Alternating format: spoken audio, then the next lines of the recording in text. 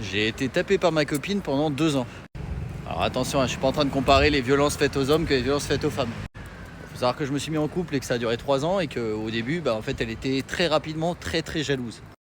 Très jalouse au point de fouiller mon téléphone, fouiller mon Facebook, fouiller tout. Enfin bref, j'étais vraiment très jalouse et moi j'essayais vraiment de faire en sorte de rien faire de mal pour pas alimenter sa jalousie.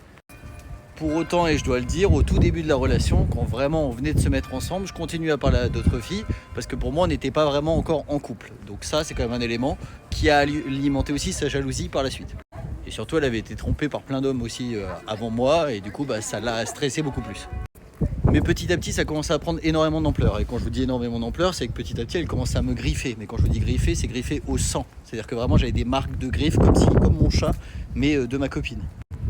Elle a commencé aussi à me taper de plus en plus fort, au point où des fois je gueulais dans l'appartement en disant arrête de me taper.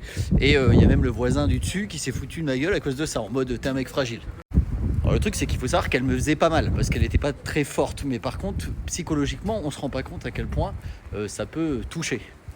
C'est-à-dire que c'était de la récurrence, c'est-à-dire qu'à force qu'elle me frappait tout le temps, qu'elle me griffait tout le temps, au bout d'un moment, moi, j'étais en mode mais qu'est-ce que j'ai fait de mal? Et en plus, je faisais vraiment un maximum pendant ces 3 années pour ne pas la rendre jalouse. C'est-à-dire qu'au bout d'un moment, je parlais plus à mes potes filles, je sortais plus de la maison. Même quand je regardais une pub où il y avait une fille en maillot de bain, elle faisait la gueule. Donc c'était vraiment, je commençais à m'enfermer chez moi. Je voyageais plus non plus tout seul parce que de toute façon, sinon elle allait péter un câble.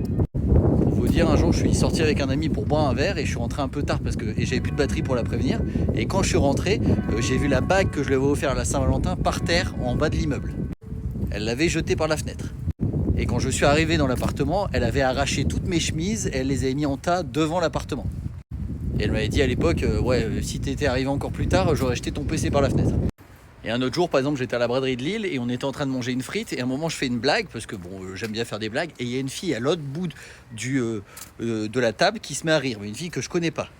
Et là, elle a commencé à s'énerver, elle a commencé à me taper, elle a commencé à me griffer. Et moi, au bout d'un moment, j'en pouvais plus. Et je me souviens que par réflexe, je l'ai poussée. Et vu qu'elle était pas très forte, elle est tombée par terre. Et là, j'ai vraiment eu l'impression d'être un agresseur. Alors que moi, j'ai juste voulu me défendre parce qu'elle me tapait tout le temps, quoi. Et ça a duré comme ça plusieurs années. J'ai même des amis qui m'ont dit mais Yvain, mais quitte-la quoi. Elle te frappe, elle te griffe, t'as des marques sur les mains. Une fois j'étais à l'anniversaire de la sœur de mon pote qui était en couple. Je lui ai parlé. Et après elle a pété un câble et elle est partie de la soirée avec un mec pour se venger. Et d'ailleurs pour le fin mot de l'histoire, au final quand on s'est séparés, j'ai appris qu'elle était avec un autre gars en fait depuis quelques temps.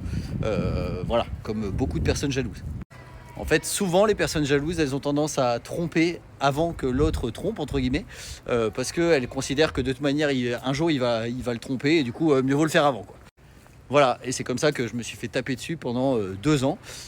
Et encore une fois, on pourrait dire, c'est un mec, donc c'est pas si grave, et en plus, elle me faisait pas mal.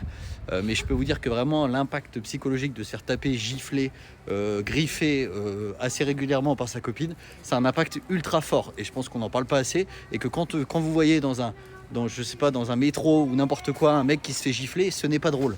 C'est une violence et c'est une violence grave. Voilà, bisous. Encore une de mes histoires toxiques. Vous allez dire putain, il est en train de mytho, c'est pas possible d'en avoir autant. C'est pas pour rien que j'ai fait un spectacle sur les histoires toxiques, c'est que je raconte juste ma vie. Allez, bisous.